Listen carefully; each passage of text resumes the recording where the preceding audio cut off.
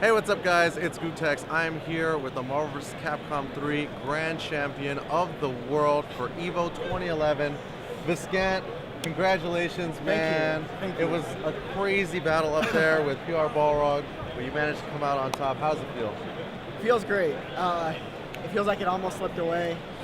I know you he pulled out the first set, and I was starting to get nervous because that last match was a heartbreaker. Yeah, I thought I played really well in that first set, and I thought that as it went on, he kind of started downloading me. He kind of started figuring it out. He stopped running into Hagar, so I was like, well, I don't know if I can do it again. What if I just lost Evo? Right. Oh yeah. I mean, I can only imagine the pressure of being on stage, being in the winners bracket, and then having the set reset after that heartbreaking loss. Man, that was tough to come back from mentally, I'm sure. Yeah. But it was the best thing for me is that he went off and did the celebrating thing. Yes, I thought about that. I got at least a minute just to sit there and think about it. I was angry. I was legitimately angry. Yeah. And by the time he was done and he sat down, I'd done some deep breathing exercises, and I was back. I was me again. Yeah, when I saw you kind of with your head in your hands, and he was celebrating, and then in the very next game you nearly perfected him, and I was like, okay, I was worried there for a second, That time, what that were was you thinking about? I was just thinking about, well, first off, I was thinking, how can I let that happen? Because that's literally the only thing he could have done. The only way he can win is to hit Tron level 3 or to hit a jump fierce in the air. Yeah. That is it. Phoenix versus Tron, it's 10-0. Yeah. Even if I just stand on the ground and hit fierce, he wouldn't have had enough time to get in. He doesn't have a move that beats that fireball. I could have just done that all day. So, I mean, that was heartbreaking. It's like, how could I have done this? But then after you get past that, it's, okay, how do I fix this? Right. How do I make sure this doesn't happen again? And that first game, I was, perfect aiming for a while. And then Tron started coming back. Right. And the first thought was, oh God, not again. But, I just, calmed down. I'm like, Tron can't get past fireballs. I'm just going to keep doing that. I'm going to stop, being dumb. And I was back. I was me after that. Nice.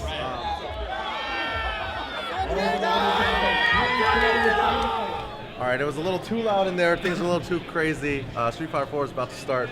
So anyways, we were talking about your past EVO performances in Marvel vs. Capcom 2. Tell me a little bit about, how it's gone before and what changed, between then and now. Well, the more things change, the more things stay the same in some ways. In MvC2, I was known as a choker, and I pulled some big ones. In 2000, I lost a match that I basically had won. In 2001, I lost because I couldn't get a DHC out. In 2002, which is literally the last time I played Justin Wong in a tournament, I had him beat twice. He came back with about 5% storm both times, and that was it. That was one of the legendary chokes of Marvel for a while. But I mean, really, that was the last time that I really had a chance to win an EVO game. When we moved forward to CVS2 and the very late years of MvC2, I thought I had a chance, but I mean, thinking you do and reality, they're two different things. And I mean, I came to win, but I wasn't going to win. But, it's really been 9-10 years since I've really had a chance, and I'm so happy to have actually cashed it in. Yeah. Dude, that's awesome. I mean, tell me a little bit about how you prepared for EVO. Well, I prepared by having a lot of great training partners to practice with. I didn't have that much trouble with PR Balrog's Dante. I mean, I had a little bit, but I have two excellent Dante players to practice with. I have Genghis and I have Quinto, a guy who doesn't get a lot of name recognition. But I mean, a lot of the stuff that PR Balrog is doing, he saw from Quinto's YouTube videos. It's like, I've seen this. I know who made it.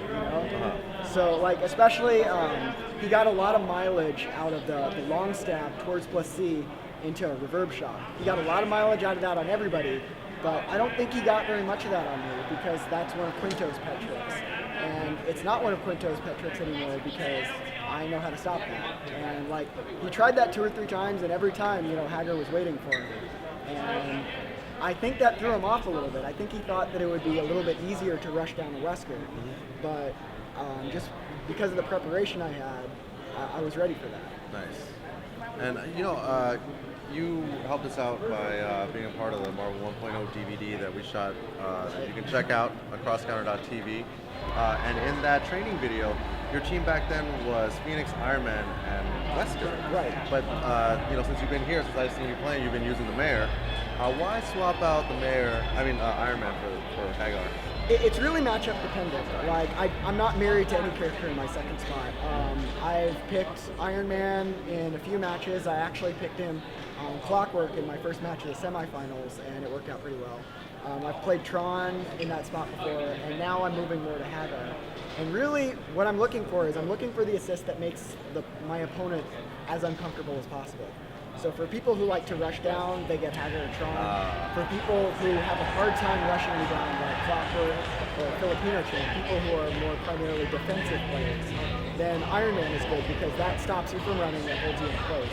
And in my matches in top 8, I think that we really got to see the Hagar effect. Because Justin Wong, his Wolverine is insane. I really think he has the best Wolverine in the world. He wasn't rushing me. Like Wolverine versus Wesker, that's an easy match for Wolverine. Wolverine just attacks all day. Wesker really, his only chance is like a home run counter. But I had Hagar, so he had to kind of back off. He wasn't really playing his game. And like we just discussed with PR Balrog's Dante. Dante's an offensive character. He's a great character. But Hagar there, you kind of have to change it up a little bit.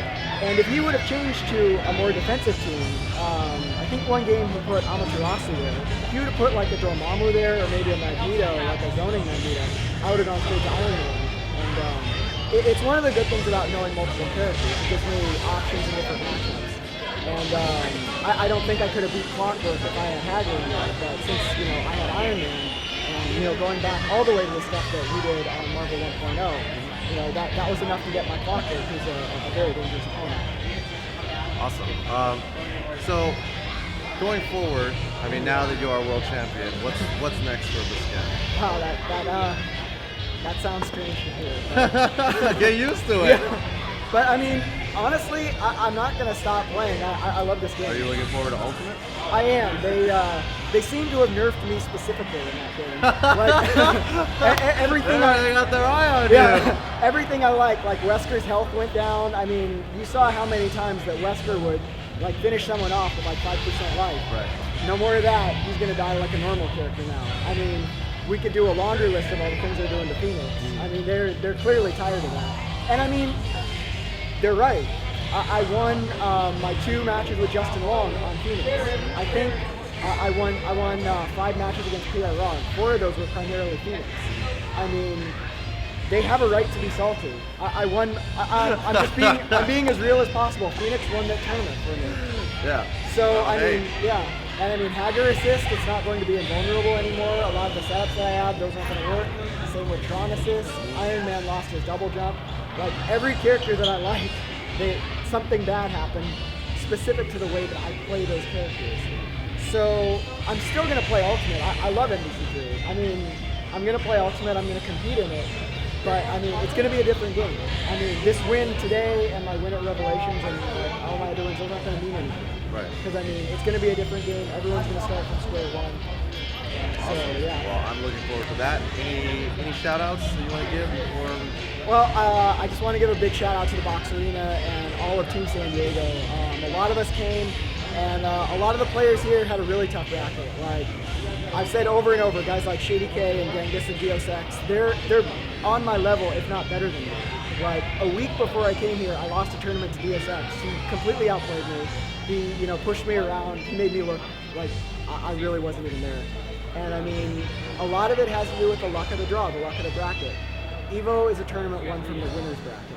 I had to play 11 matches. If you went to the loser's bracket, take Noel Brown for example. Right. He went to loser's bracket in pools. He literally played twice as many matches as I did, and he didn't win. He played over 20 matches. So a lot of it comes down to the pools, and I feel like I got fortunate. And for all my friends in San Diego who are on my level, this could have been them. They had the chance too. Well, Viscant, congratulations again, man. You're the first Marvel vs. Capcom 3 world champion. If you want to find out more about Viscant, you can go to theboxarena.com. or crosscounter.tv to check out the Marvel 1.0 training DVD that we put out months ago. Months ago. But it's still good. It's still good. It just won. It just won. So, congrats. See you guys. Thank you.